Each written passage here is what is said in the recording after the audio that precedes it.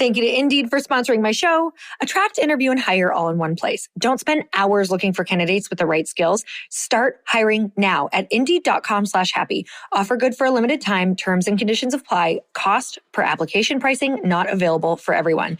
And thanks to Way for supporting Earn Your Happy. Hair care is about more than just styling. A daily hair and scalp health regimen can make a huge difference. Way has everything you need to keep your hair healthy and looking great all winter long. Go to TheWay, TheOuai.com and use code Lori to get 15% off your entire purchase. It's not just about creating wealth. It's about creating a rich life. And I don't mean that by your bank account. I mean it by a rich life that you love and that you want to show up for and that you enjoy. That's where real wealth is created.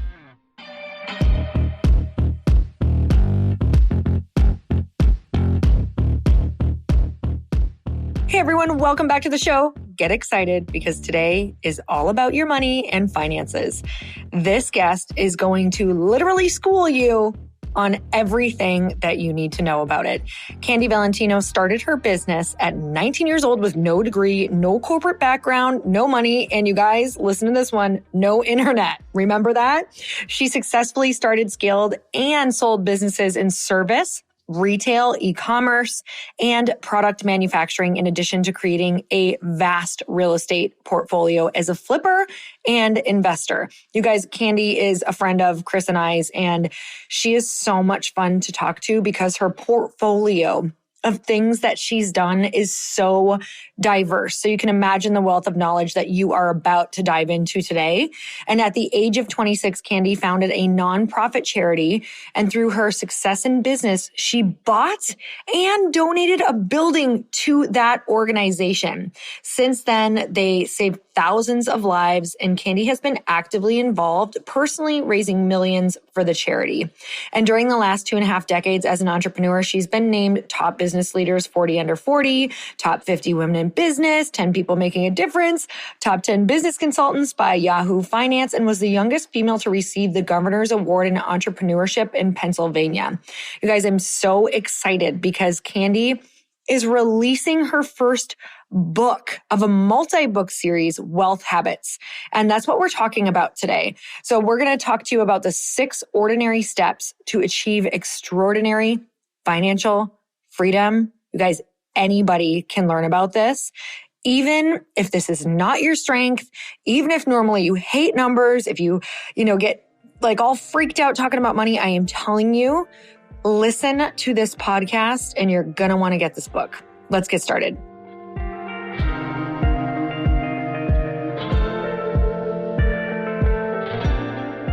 Candy, I am so excited to have you back on the show. You've already been on the show once. I know, right? We did like a little caveat there, I think. It was a little thing. So this is going to be our big in-depth, like you guys are in for a treat today.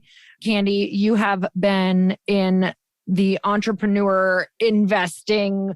I'm going to let you say it because you've been in this for like 25 years. You have built, scaled, exited. You have a nonprofit. You kind of have had your hands in so many different things. When you first set out on your entrepreneurship journey, did you know even like what that was going to look like or what was your first endeavor? Oh, yeah, that's a great question. First, thanks for having me back. It's so good to see you.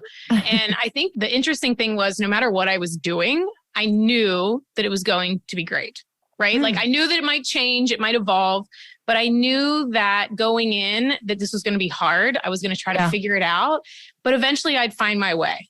And so at 19, I started a small brick and mortar business in my local hometown.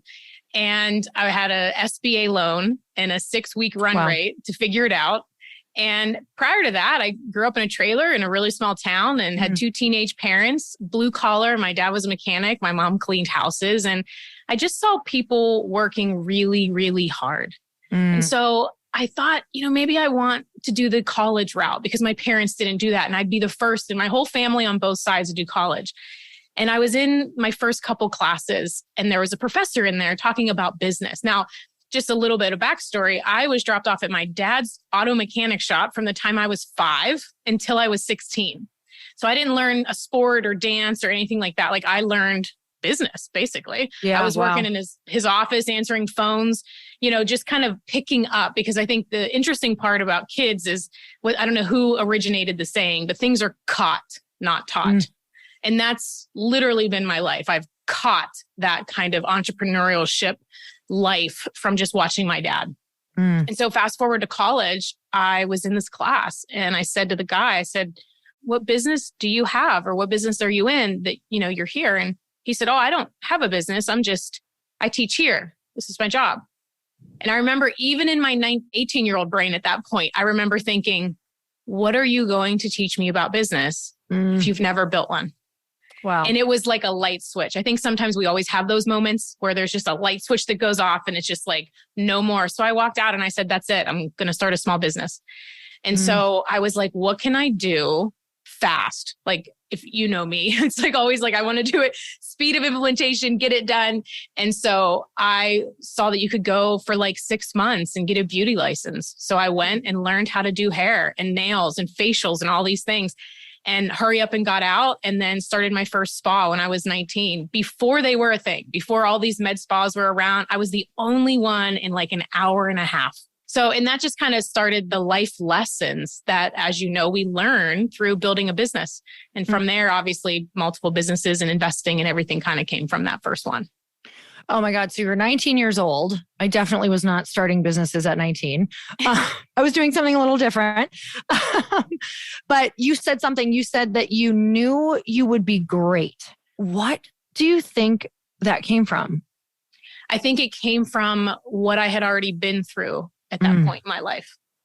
And I think oftentimes we forget all of the stuff that we've been through, and we feel like this next business or investing in real estate or getting out of debt is so scary or big. But I would challenge anyone who's about to do something right now that feels that thinks, oh my gosh, how could you go into something and think you're going to be great? Take a look at all of the crap you've been through in the last 10, 20, 30 years of your life, abuse that you've overcame, challenges that you've got through, and take 5 minutes and sit and write every single one of those things down on a piece of paper. Really, was it the baby that you didn't think that you were going to have, or the baby that you didn't know what to do with when you got pregnant? Was it the business partner that stole from you? Like, write all of those things down. And the next time you doubt yourself that you're going to do something great, or that you're not going to get through this next challenge, pull out that list and remember who you are. Like, I think for me, I had been through so much in my life of overcoming abuse and not having anyone to talk to about it, and going into a really kind of crazy cult-like type of school. And I was like, if I can get through all of that, building a business is going to be cake. Because I've already developed the muscle of resilience. So why isn't this next thing going to work too? And I've really carried that philosophy, not because I think I'm capable. I just remember all of the things that I've done. And if someone else out there has done it too, it's like we have the proof that we need. We have the people tell us, oh, you're not going to be successful. Look, you made this mistake. You did this wrong. You shouldn't have done that. But you also have a lot of proof of other people who have done it. So it's not like I wanted to charter a rover to Pluto or put a person on Mars, right? Like, we're talking about a business, like it happens all the time. So I thought all I need to do is just remind myself of all the other people that have done it and remember that that is available for me too. Oh my God, that's so good. So I want to go into your mindset when you first were creating that spa. And then actually this can kind of like move into when you were first doing all of the other things that you had never done before. What were the things that you were focusing on so that you did not get caught in the story of what if it doesn't work? Like, how did you expand your risk tolerance to be able to hold everything that comes with something that's new and not knowing, like holding the uncertainty? It's a great question. One, you have to have a North Star. If you don't have a super clear what, I know everybody writes about the why, but you first have to have the what. What do you want your life to look like? What do you want this next chapter to look like? If you don't have clarity on that, the why doesn't even matter because you're just kind of like in a car driving aimlessly.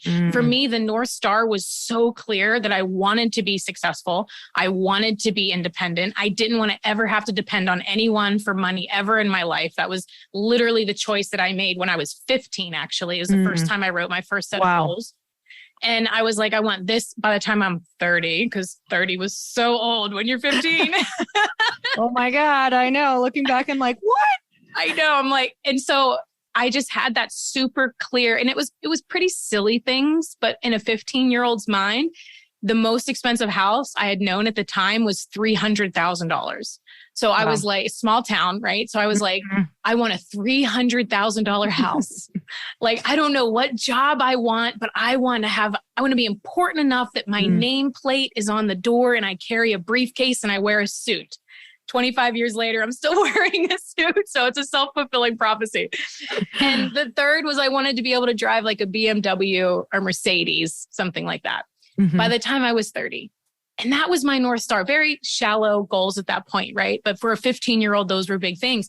And so I was willing to work as hard as I needed, be as committed as I needed, disciplined. But really what it was being able and willing to say no back then when my friends were in college, going to parties, drinking, having fun, being able to see that if I trade a lot of these yeses that I want to say now for no's, later I'll be able to say yes to anything I want. And so when I started that first business at 19, my goal was to be done by the time I was 39, to be retired by the time I turned 40. And I did that. So now everything that I do is just because I want to. It's a fun thing. Like you said, what can we do to have fun? Like, this is it, you know? And so it was really that. It was being so clear on the North Star and being willing to trade short-term instant gratification for my long-term vision. Oh my God. Okay. So that actually kind of answers this next one, but I want to have you elaborate on it too, because in all that you do for you personally as Candy, but also as a business owner, like there is a lot of challenging, daily, mundane things that are not like your day is a lot of, if somebody looked on it from the outside looking in, there's a lot of not fun things that you have to do during the day. How have you started to be able to look at those things and just looked at them more in a way that you don't hate your everyday life, but you actually enjoy it? So to somebody listening who is making everything hard or sitting in the resistance of like what this looks like, how have you like flipped that perspective of how you look at all the work that comes with it? Yeah. So it's a conscious choice, right? Like I can certainly get sucked into the day to day or the questions I feel like I already answered and now the team's asking me again and get frustrated. But it's always being disciplined to remember that a lot of the things you're dealing with right now are things that you once wanted. You once prayed for, you once craved. And so anytime I feel that tension, that angst, that frustration come up, it is a conscious choice because our brains cannot process pain and gratitude at the same time. So the second we feel pain, challenge, frustration, if you flip it to whatever, the house that you're in, the car that you're in when you feel it, the child that you're looking at that's frustrating you, the business, that all of these issues that you have because now you're successful or you're on your way there, you once wanted. And I think as humans, we're so dumb almost to the fact that we forget to remind ourselves of that. And we're so focused on the next thing that we lose presence of the thing that we already have. And so every level, there's another level, obviously, you know that. And so for me, it's always remembering as I am growing towards the next level that I can also appreciate where I am. I can appreciate where it's not an or, it's an and. You can appreciate where you are and stretch, appreciate where you are and grow. It's a dance that you do together. So if someone's ever feeling that mundaneness, you've missed the point. You've missed the point of the whole thing is to be grateful for the journey of how far you've come.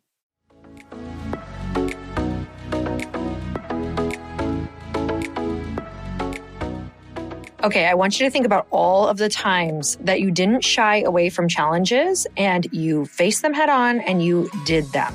And it got you to be the person you are today. So if you need someone just like you who loves a good challenge in your company, you're going to need to find them fast, and you need Indeed.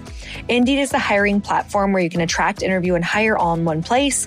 Don't spend hours on multiple job sites looking for candidates with the right skills when you can do it all with Indeed.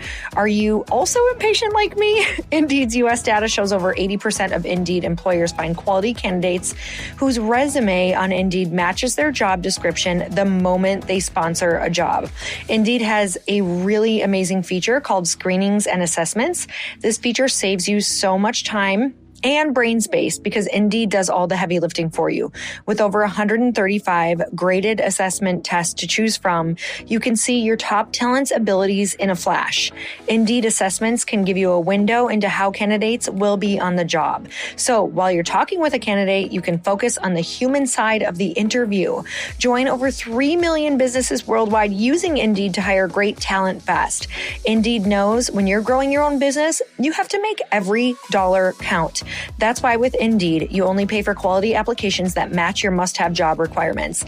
Need to hire? You need Indeed. Visit Indeed.com/happy to start hiring now. Go to Indeed.com/happy. Indeed.com/happy. Terms and conditions apply.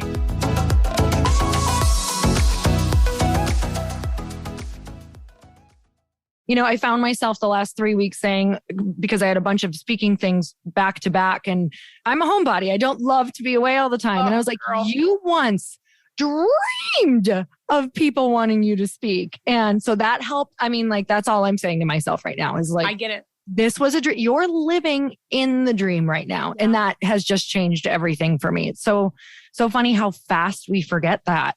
It's just crazy. So I love what you just shared so much. Tell me about a pattern or a belief that you had to completely change that maybe sometimes still haunts you a little bit in order to become the woman that you are today. Maybe it was a belief from your childhood. Maybe it was something even in your 20s or 30s or whatever that looked like, that now you're completely having to break to be who you are. Yeah, that's so good. You know, it's a little bit of what you just talked about, you know, when you're speaking and you're doing all these things, and I'm like you, there's only so much of that I can do. And then I'm like, I don't want to see a human put me in a room and just leave me there, you know? Yep. So I get that. And that is what I believe when we get somewhere and then we realize that, oh my gosh, like now I'm not happy, or now this isn't joyful, or this isn't what I want. Oftentimes I found for me personally that it's a destination addiction. Oh God, and yes. Not in travel. I relate. Right? And I think a lot of entrepreneurs and a lot of high performers, a lot of successful people can, but there's this destination addiction where we feel like we're somehow going to be fulfilled or whole with this next accomplishment, this next thing. Like, well, if people are inviting me to speak, that must mean that I'm worthy of having to be on that stage and that my information is worthy to be hired to speak. And then we get there and we realize that maybe it was just about us trying to become something than it was us wanting to do the thing. And so for me, I'm just more intentional in observing that behavior. And I'm also totally okay to be like, you know what? I really thought I wanted this, but it's not my jam. And I appreciate it, but I'm going to have to bow out because I didn't work for 25 years scratching and clawing and grow to be able to be at a place that I have choice and then give my power away. Yeah. So I think that's part of it. Understanding one, destination addiction is a real thing. And it may be something that a listener has that you are like, oh my gosh, I didn't even think of that. But if you've ever been in a place where this next thing hasn't quite been it, and you realize that this isn't it either, that there may be something in you that needs fixed first before you do this next dream, this next goal, this next level. So that's definitely been one. And I would say the other one is probably from running so hard is that I don't always have to force. I have, all of my success has been, you know, nothing's been handed to me. It's, to be completely honest, nothing has ever been easy. Like it's always been a challenge. And I'm also okay with that because I like a challenge. I rise to a challenge. But I also realized that that was a little bit of me trying to prove what I could do. as opposed to be in some sort of ease and flow with who I am. And so that has been an ongoing journey every day sometimes, where I think we can do it. We're on it. Let's do it. Push my back against the wall. I'll come out fighting. But I don't necessarily know that I want to live my life like that. And I think it's so important for us to identify it and realize that we can choose something different. Ooh, I am like full body goosebumps because I just so resonate with that and feel that. And I'm also in that place of that like realization of those things. And it's really, first of all, we're going to talk about some of the 6 ordinary steps to achieve extraordinary financial freedom from your book, Wealth Habits. And I feel like this is segueing us perfectly into the number 2, which we talked about, which is grow your way to more wealth. And some of the things that you were saying, because in some aspects of your story of growing up, I just can relate to some of the things that you're saying. So I'm wondering if what you just shared is some of that for me, I'll just share from just wanting to be acknowledged, wanting to fit in, wanting to belong, wanting for someone just to finally tell me I'm enough or like to believe in me, all of those different things. So are there things that you've pinpointed within the grow your way to more wealth? And you can tell us a little bit about what that is as well, that you've pinpointed even from your childhood that you've kind of had to heal and get through.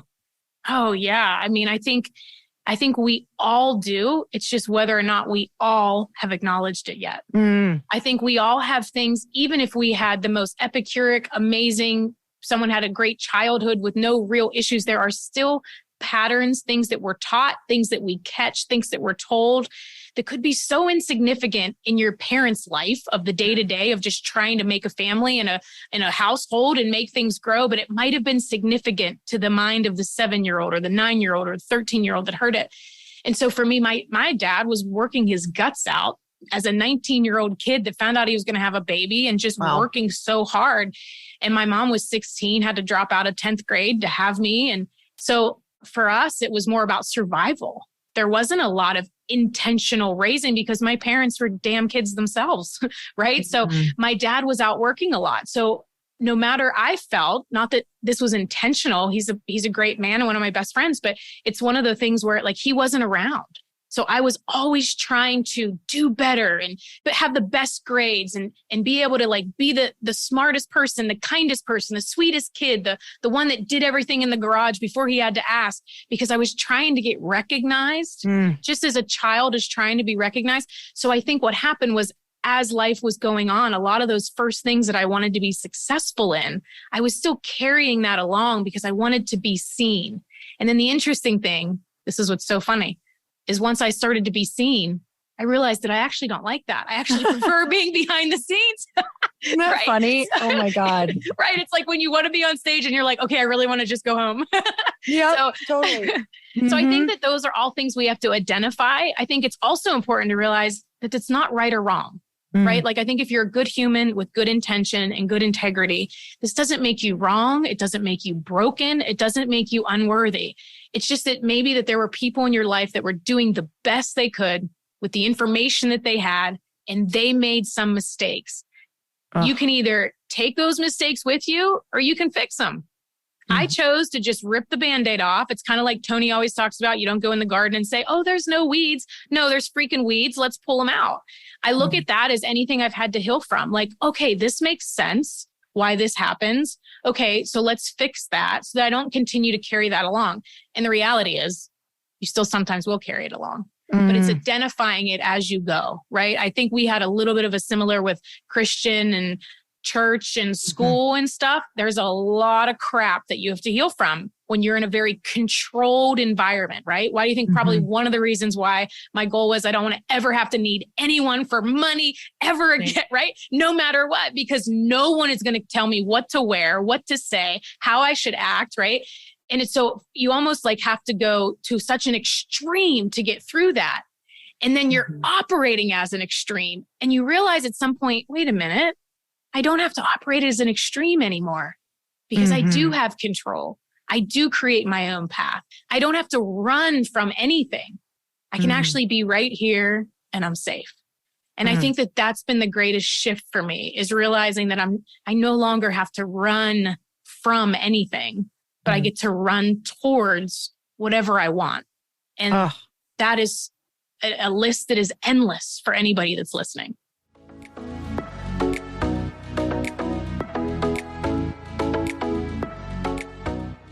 All right, the holidays are here again, and I want to make shopping a little bit easier for you. You can give the gift of healthy hair with Ouai.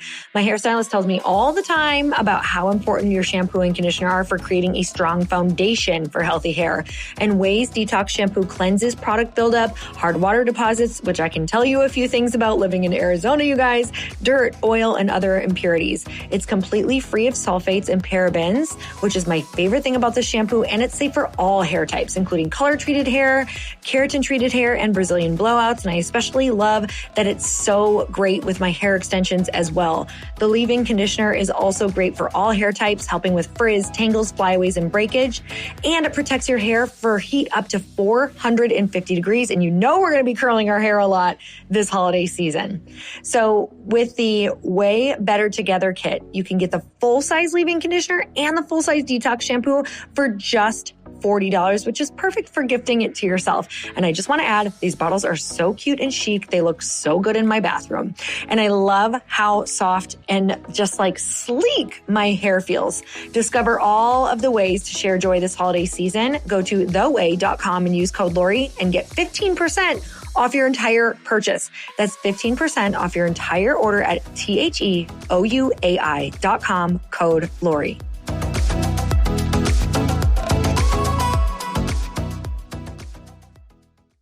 So you work with a lot of different people. You work with a lot of different entrepreneurs. You get to hear all of our excuses and roadblocks.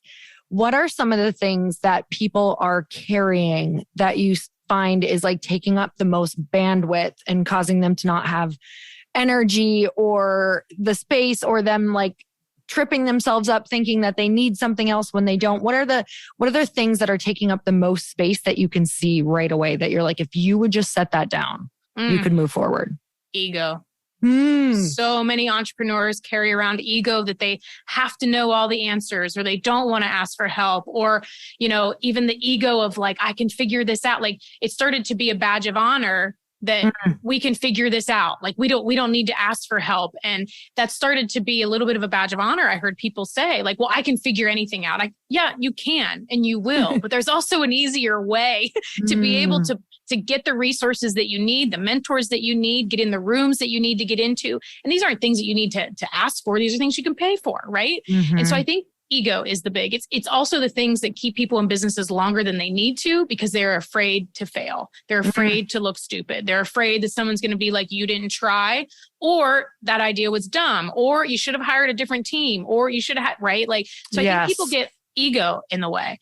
And if they just dropped that and just really got clear on what is it that you want, because you can literally make money doing anything. I had a client that sold, he had net NOI on, I think, t-shirts, only t-shirts on Facebook, on ads, like 250 grand a year.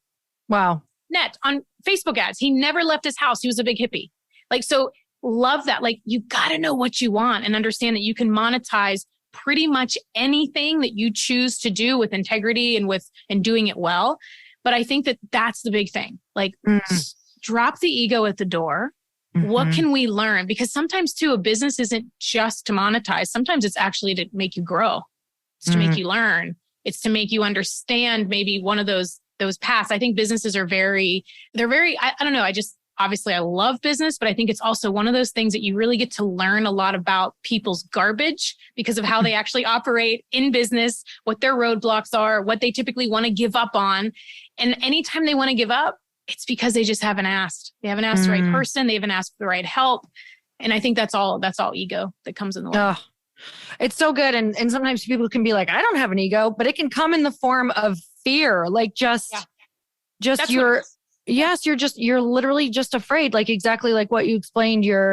You're afraid of failing in front of people or letting people down. And you feel like maybe you've gotten the help that you need, but if you haven't gotten help, you haven't done enough to get the help you need. So yeah. And there's also the other side of that, the ego that you think you know it all. I've seen that side too, where someone comes in and maybe they're, their first million or first couple, and it's like they think that they know everything. And it's like, you've been in business for 4 years. Like, it's kind of easy to be successful for a short period of time. It is really hard to be successful for an extended period of time. If you look at a lot of even people that are in the kind of personal finance space, a very large portion of them have had a bankruptcy at one time. They've had foreclosures at one time, because it is really hard to sustain wealth for a really long period of time. But those first couple years in startup, or those first couple years that you're just starting to do something, it's easy to have success. So I think it's letting the ego out of the way and being like, you don't have all the answers. Like, the faster a founder can replace themselves in what they don't know, the more growth exponentially that they're going to have. Oh, that's so good.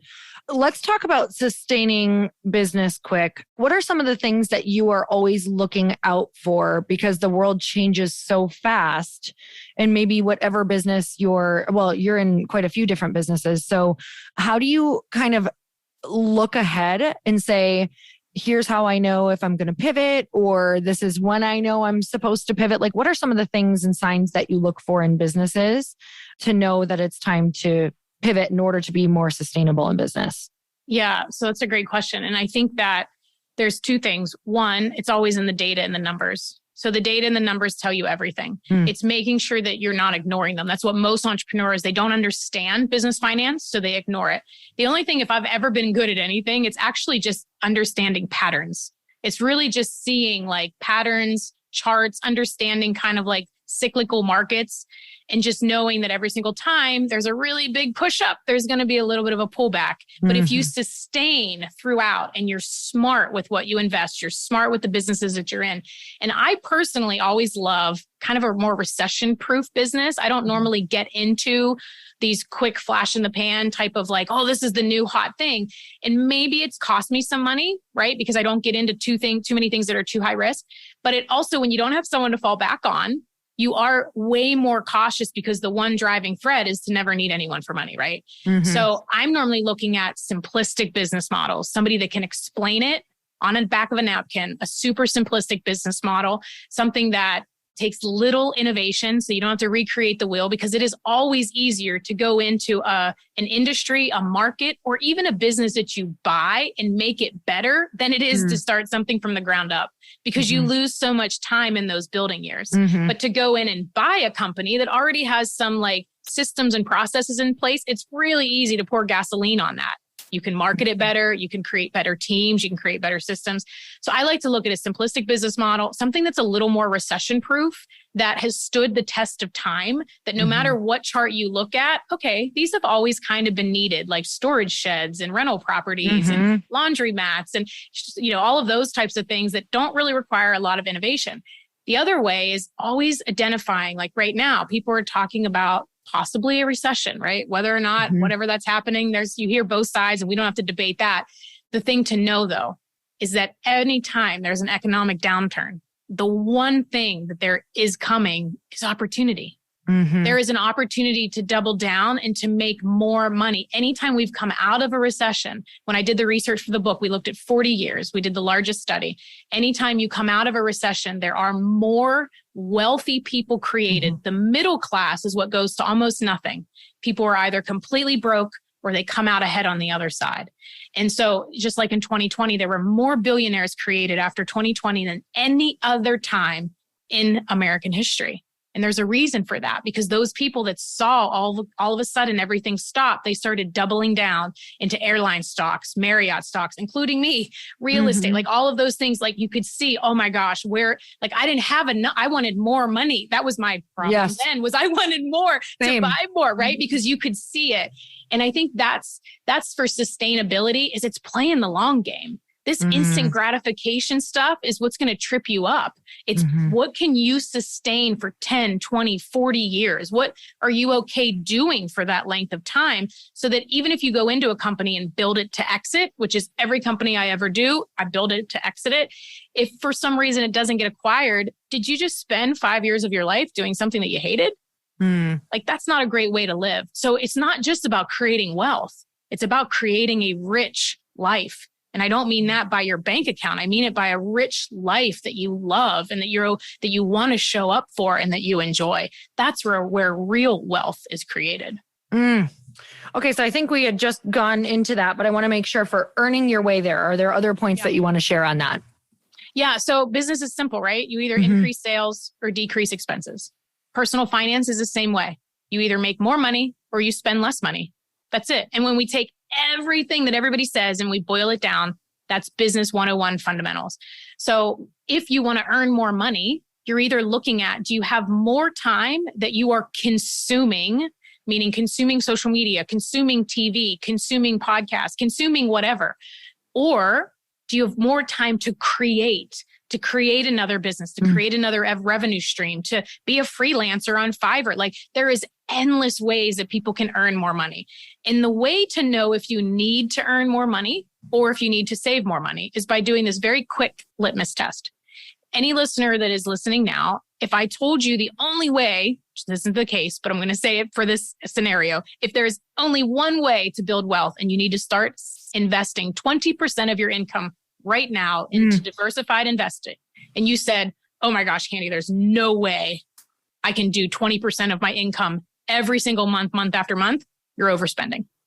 It's the simplest litmus test. So if you can't pay yourself your investments first and invest in your future, you're overspending now. You're taking the instant gratification of buying a boat or the new car or the Gucci purse or the shoes. You're buying the thing now instead of investing in your life, because the goal isn't to get to 65 and live on Social Security benefits. Like the goal is to have a rich life, but to stop trading time for money, because no matter what, you'll never have freedom if you always have to trade your time for money. We can always make more money. We can't ever get more time. So be conscious of what you're trading your time for every day. Oh my gosh. If you guys are feverishly writing notes right now, you can't imagine what is in this book. It's a Bible, you guys, and every single person should read it and should know this. Okay, I want to touch on one more because you have 6 in here, but we're only going over 3. So you guys, there's 6 incredible points that you're going to learn about that after this, you'll be so savvy. Like, honestly, Candy, you put it all in here. This is incredible. Let's talk about giving your way to more wealth. Yeah. So, it's an interesting thing. I remember my publisher was like, you have a chapter about generosity in a personal finance book. And I said, look, this is how I've done it. Like, this is all I know. So I have to be real with people. That's how all my content is. I shoot it straight. So I have to put it in there. And I feel that it's often missed when we talk about money and wealth. And for me, as you know, like I started a nonprofit when I was 26 and I bought the building that I donated to that nonprofit when I was 25. Wow. If I had not first built wealth, if I had not first had money, if I had not first been successful, I would have never been able to do that. And the interesting thing is when you are accumulating wealth and you're growing and you're becoming more successful, I promise anyone listening, if you haven't experienced this yet, you will at some point. The accumulation of things will never provide you fulfillment. It may give you happiness because it's a quick dopamine hit because you bought the thing or signed the check or got the house, but it is very short-lived.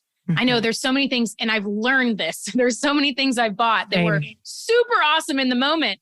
And did you notice that they like really faded fast? Fast. Super fast. Yes. Like scary fast. Yep. And what happens is when you can do any of that, you know from experience that you're not going to have that fulfillment. The only thing, when I did the research for the book, when we studied Maslow's work, which was then adapted by Tony Robbins, the 6 human needs, and he's kind of who's known for in our era for talking about it. But literally the work that they did on 6 human needs, there's only one. Most people that are trying to build money are trying to get significance. They're trying to get certainty. They're trying to get uncertainty because they can go do whatever they want. They're trying to get connection with other people, maybe even love. But maybe even growth, because, you see it kind of grow and you feel like you're growing as a person. But money cannot give you contribution. But contribution can actually give you all of the other 5 human needs. It's the only one. Contribution actually gives us certainty because we know that our money is going to something good. It gives us variety because we can help and bless all these different causes and people. It gives us connections to these missions. I mean, doing the work now for over 15 years in a nonprofit, I can tell you when I look back, it's like I see all the meetings that I had, all the first quarter goals that we set, all the amazing opens that we did in new locations. And I can tell you that none of those now give me joy. They may have given me joy in the moment or happiness or a feeling of significance or success. But what makes me happy and truly fulfilled now is looking back on all the lives we've saved, all the animals that we've healed from abuse, all of the kids programs that we've incorporated for at-risk youth and kids that have been abused. We bring them into the sanctuary and tell them stories of hope and healing. I mean, all of that is that's when you really get that richness of life. And so I think if it's only about to accumulate things, if that's your only goal to someone who's listening, don't buy the book. Like if all you want to do is make a bunch of money and stack a bunch of cash and keep it all to yourself and die with it, seriously, don't buy the book. What I believe is when we are successful, it's truly our life's mission to help other people with it. And that's what keeps me going. That's what even got me to write the book. Like I shared with you, being front stage, if you will, I'm using air quotes, like it's kind of a little like not my favorite thing. Like I'd rather be behind the scenes building the business, but I wanted the book so that maybe it's some person who never heard about wealth this way, or that only heard about wealth from a male, because most men are the ones who are writing finance books. There are very few that are written by women. So true. Maybe they'll see what's possible for them. Because actually the study also showed that women are, and this is, don't come at me guys, but this is just the stats. Women are actually better with managing money. So all the research that we did, it's an irrefutable fact. But so I feel that if we get this book into so many hands, it not only shows them how, because I'm not about just the ideas and the fluff. Like this is the actual roadmap, a playbook. And all of those chapters are laid out specifically. There's a quiz in there that you take to try to figure out what junk's going on in your mind. So if you had some of this stuff like you and I shared, Lori, that people can address it and here's what to do next. And then we talk about how to earn more, how to build the Brinks truck of your life, if you will, because it's not just about having the wealth, but what are you going to do to protect it? I know so many people that built wealth once and then they lost it. And then they build it again, and then they lost it. That's because wealth, financial freedom is a habit. And you have to lay the tracks of a few things first and do it well. And then it'll pay dividends over the rest of your life. Oh my God. We are so happy you stepped out in front and center to do this. Like, this is incredible. And it is so empowering to see a woman out there who's bringing it to everyone in such a, like, you're so powerful, but you're also so approachable. You're really like letting us know that this is for everyone. And I'm so freaking grateful for that. I'm so excited about this book because I think it should be required reading. I'm sure you feel that way as well.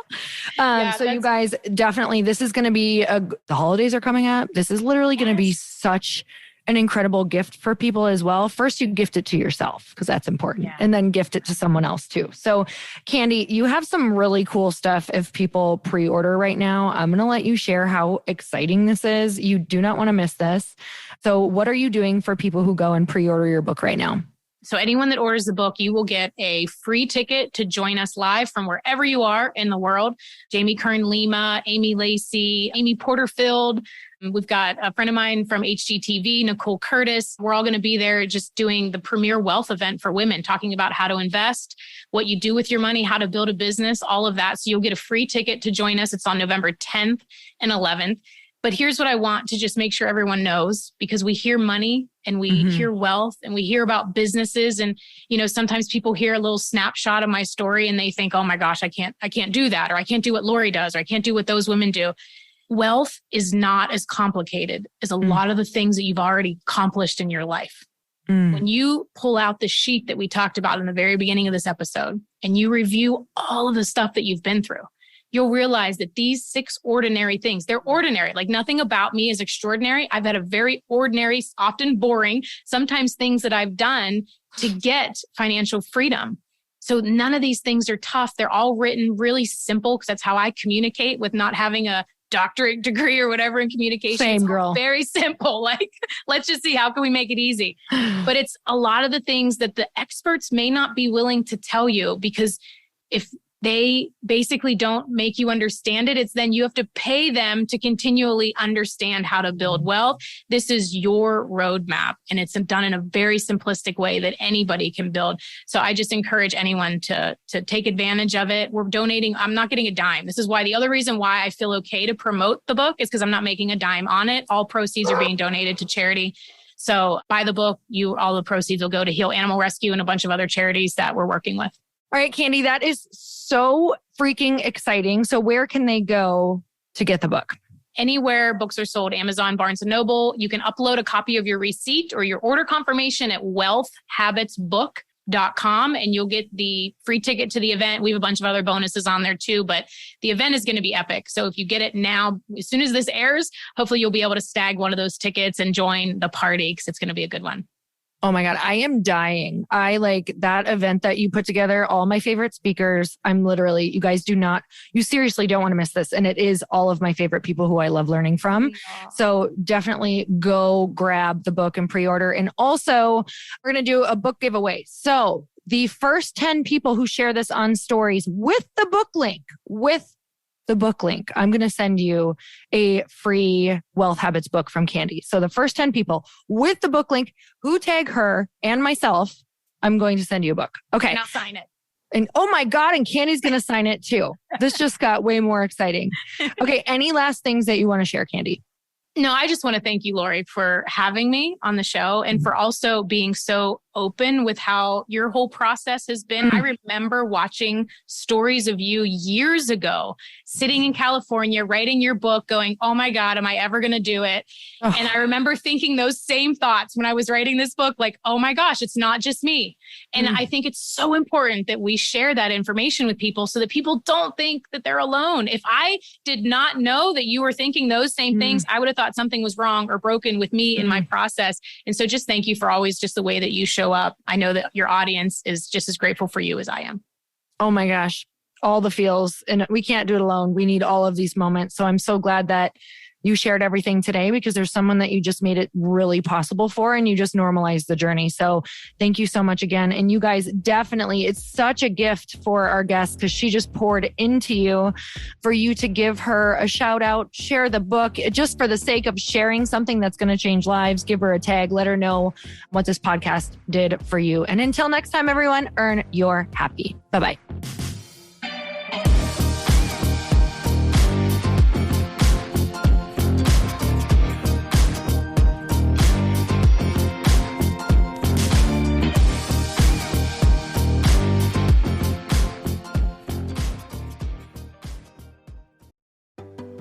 Hey, do you know what the big secret is this year? And it shouldn't be a secret because this should be your biggest focus. It is building your community. I am always working on building and nurturing my community, and everyone is talking about the power of community. Without an online community, you just cannot grow organically or create a real movement, which is what I know that we're all after. And you can build trust or monetize your audience. When you get community right, not only does your audience grow faster, but so do your sales. But where's everybody going to be managing their communities these days? And a lot of online entrepreneurs and thought leaders are turning to Circle.so. Circle is an all-in-one community platform. It lets you host content and create discussions, live streams, group chats, and memberships all under your own brand. And what's so cool about Circle.so is that you don't even need a website or Facebook group. Instead, Circle lets you build your own community site where you can host content and manage your members. You can even create locked and unlocked content spaces, groups, and classes. How freaking cool is that? You can put your content behind a paywall too, and you can charge different amounts of money for different spaces on your community site. Circle.so is famously easy to use, and it has a free 14-day trial for you, so you can go check it out, see if you like it, see if you love all the options. Just go to Circle.so. Go check it out right now, you guys. Imagine being able to manage your community, start group chats and live classes, and accept payments all in one place. Kind of mind-blowing since this is usually spread all over the place. You have to log into so many different things. If this is the year to capture, organize, and monetize your community, head over to Circle.so You can get a free trial and start building your online community right now. Just go to circle.so. You guys, you get the 14-day free trial. So just go and see if it's for you. It's going to streamline everything and make your life so much easier. It's so freaking cool.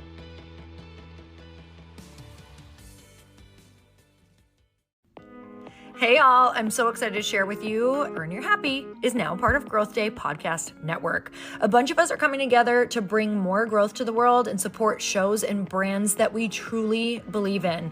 And one of my friends is also on the network, and I'd love for you to go subscribe to his show.